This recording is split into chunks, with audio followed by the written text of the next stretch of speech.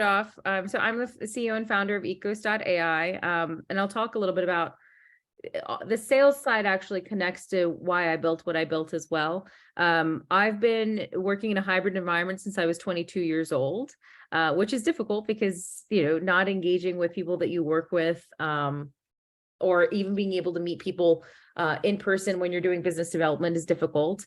My first job was at a nonprofit. My second job was in a recruiting company. And then my before EKOS, my last job was also in a recruiting company, but it was more on the biz dev and ops side. I think one of the things that I noticed is everyone has different types of strengths. Selling is a scary thing, especially if you're doing it digitally or in person. I think that changes whether you're an introvert or an extrovert. But selling isn't easy. One, you have to believe in what you're selling. The first portion of the selling you're doing to yourself, like, do you believe in the idea? Do you believe in the product, whether it's your own product or someone else's? And then you have to go ahead and talk to someone else and make them believe that this is something that they need. The reason that I built my platform is because I was having a lot of trouble building and maintaining my relationships in that hybrid world. And I found a way to be able to do it similar to what people have been doing with dating apps for a very long time, which was selling isn't just showing a product, or building a relationship isn't just showing a product and explaining what that product does, but it was more so understanding who the person in front of you is, what their pain points are, whether that's professional or personal, and then what do you have in common? Do you both love dogs? Do you both play tennis? Do you both have kids? These are the conversations that make most of the selling, well, at least the process, shorter, but also the relationship building much more enjoyable. I think Jenny was talking a little bit about this before, so building that momentum of the brand. So them hearing about the brand, whether you are the brand, a product is the brand, whether it's software or hardware. When people start interacting with a brand, whether it's visually, physically, or it's word of mouth, and you're creating a network effect, I think that's when you see products and services win, because people want to use brands that they trust. People want to use products that other people are using, and people want to use things that their friends and colleagues are talking about. So that's a little bit about my story. I'll go back to whatever questions you guys have or are going to throw my way. Well, I was going to, you talk a lot about the network effect in selling. So can you tell us what you mean by that? And how can people make this into an effective strategy? Absolutely. Before we did anything with code, we started first building our product, for example, through Figma, and understanding if someone saw it, did they understand what it was? Did they need a product like this? What were their pain points? Asking questions.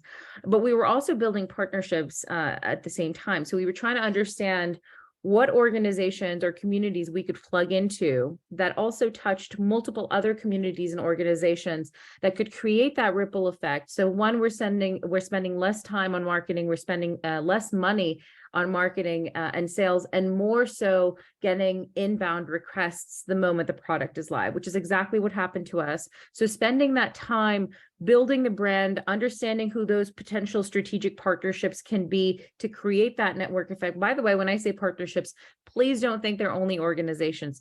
A single person can create a ripple effect for a product or an organization. This could be an angel investor, it could be a strategic advisor, it could be a large organization or a member community or a partner. Those are the types of purple squirrels, let's just say, that you want to land and tie to your organization to create that network effect. And in all honesty, when you're pitching your idea, and I think some of us in the room are fundraising right now. We were talking about it in our breakout session. It was really fun. Being able to tell an investor that you're not having to go out there and do a lot of work to go and find your customer or to sell to your customer, but they're coming to you because they already have this need, and they're already hearing about it from the grapevine or in other ways they've already heard about the product before, is great. Whether you knew that this was going to be a problem for them 6 months down the line and they just weren't ready to pull the trigger 6 months ago, or they just didn't know about your product enough, or as Jenny said, they just didn't trust the brand enough and now they do. That's the type of network effect you want to create to be able to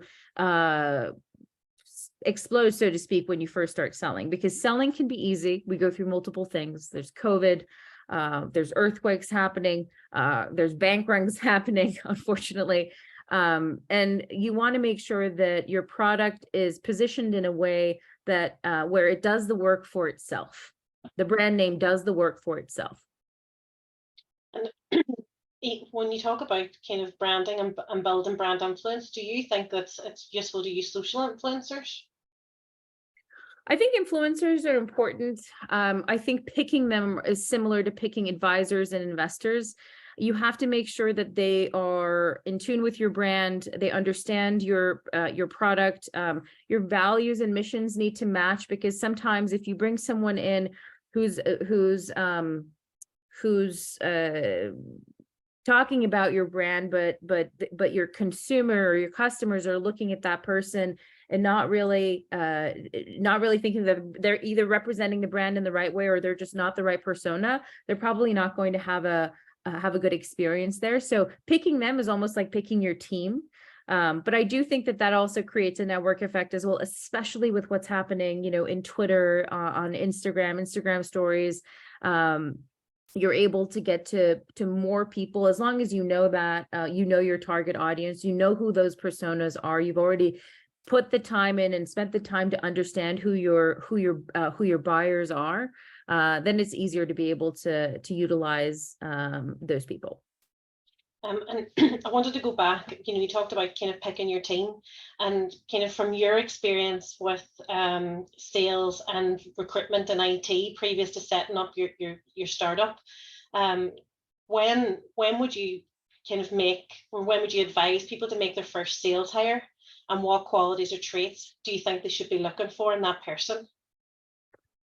So again, most of the people in this room, they're probably selling because your first sale is founder led. If you can't sell your product, no one can. I think one of our panelists said in the beginning, I forget if it was Jenny or if it was more or less, if you don't believe in your product and you can't sell your product, no one can. So when you're hiring, you need to make sure that you're hiring someone who believes, who's as passionate about your product as you are. That being said, sales is not something that you need to look into, or that person is not something that I would probably hire first. Sales, someone who's going to lead sales comes later for me. Maybe it's because we're building tech, and we really prefer to spend more time with our customers and understanding what their pain points are. I would say that when your revenue is hitting, and I'm just going to say MRR, so monthly recurring revenue, around 30,000 or more, that's when you look into hiring sales, because that's where you've hit that you're growing, and any more than that is going to create growing pains. So you want to have someone to come in to understand what your needs are, what your product does, to then go and say, okay, here are more channels. Here's how we can sell faster. Here's how we can reduce maybe even costs that you've been spending to be able to acquire these customers, and take that off your plate a little bit. And I'm specifically referring to the founders in the room who are doing the selling themselves. I love selling. I love talking about my product. I think we talked about this in a previous conversation, in another panel that I was a part of. The first sale is to you. The second sale is to your team, because you have to get them to believe in the product. And then the third sale is actually to your customers. So understanding that whoever you're hiring for that position as well is as much as a believer as you are is important. Please don't go and look for a person who's going to apply to a position that has expertise in calling thousands of people. It's really about relationship building, partnership building, understanding what those strategic channels are. Spend time with that person, and make sure, because they're going to be one of your best friends, especially as your company grows. You have to be able to get along with them, and they have to really, really love the product. And just building on that question, you were saying about kind of who you would employ. Would you rather employ an experienced salesperson, or would you look to employ someone more junior, or someone who maybe has been involved in the organization that you can mold and train into selling in your style and selling the product the way that you sell it, or similar? I think that changes for everyone who's listening right now. I think that it depends on your product and it depends on your team. There will always be people who step up to the plate, who might not have had that sales background, but who are just really good at building relationships, and who potentially even from your product team, like someone who's actually spent a lot of time with the customers, understanding their pain points. They're really good listeners.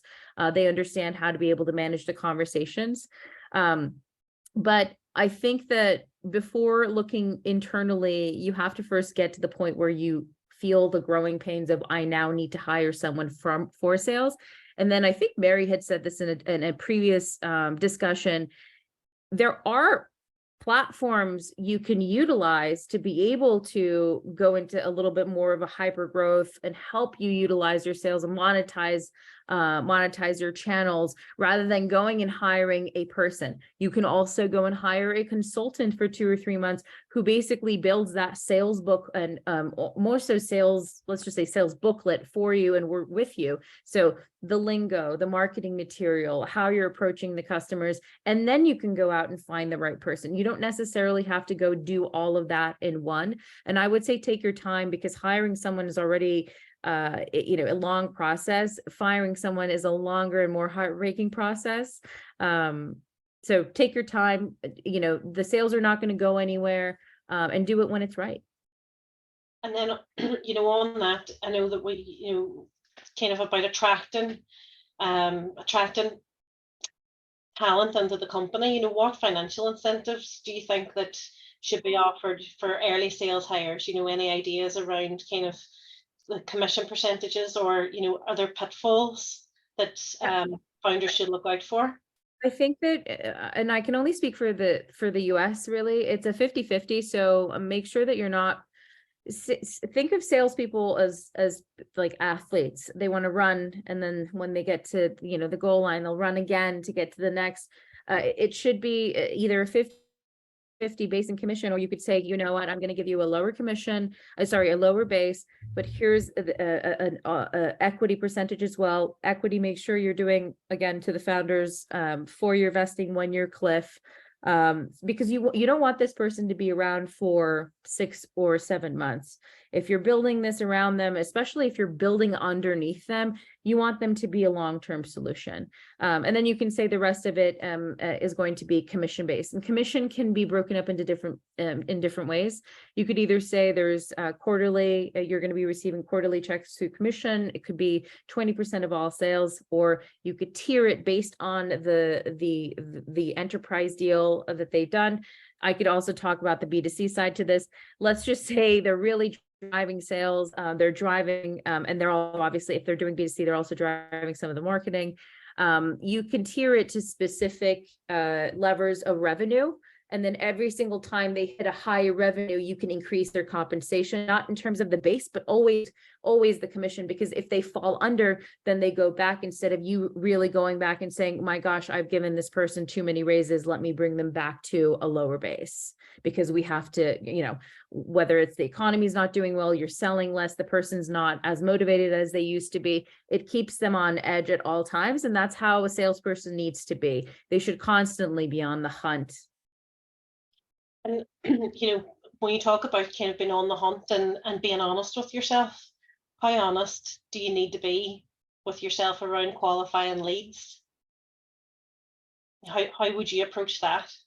How honest do you need to be yourself in qualifying needs? I mean, I am against putting jobs out there and then people applying to them. I'm more for using your network and really building relationships and starting the conversations while you're even building the brand and the product. Because at the end of the day, if you build a relationship with someone, you could even add them on as an advisor your first year and then hire them 2 years later. Those are the types of hires that are very strategic hires. So someone that you don't know, that's not referred, that's coming out of the blue, might not be the best fit. I think someone who has touched the product a few times, who is more aware of the process, especially for early hires, for startups that are in the room, I think makes more sense. I'm not saying that job boards aren't great. I'm not saying, obviously my background is also in recruiting. I'm not saying recruiters aren't great. If you're going for recruiters, and if you have the money and you've grown a lot and you're going for someone who's going to understand, listen to you, and then go and find someone, absolutely for it. doing the work yourself is very time consuming. So I would rather just ask your investors, your advisors, if they have any referrals, and or start building that relationship early on. And then kind of internally, when you are kind of running your sales activity internally, what would you recommend in terms of targets, pipelines, CRMs, tools, processes? Is there any kind of top tips that you would have around that? I'm a firm believer that any type of communication and data should be held somewhere, and then you should be going over it with your team probably once every week or every 2 weeks to be able to understand who you're selling to, how they're converting, are there pilots, how long is it taking for them to convert, but also so that if you lose someone, you can pick it up from where they left off. So HubSpot is great for startups. They give you great deals in terms of how many seats they give you, as well as how many people you can email. Another one is Salesforce. Salesforce is great. It's a little bit more, I don't necessarily think that if you were in the seed or pre-seed stage or before that, I would say that HubSpot should be very much enough for you. Doing your market research is obviously enough, is important, but I don't necessarily know if going out there and purchasing the market research makes sense, or going with a consultant or a previous, a colleague who knows the industry, who you can run the numbers with, works best. But for us, specifically, I think HubSpot was pivotal.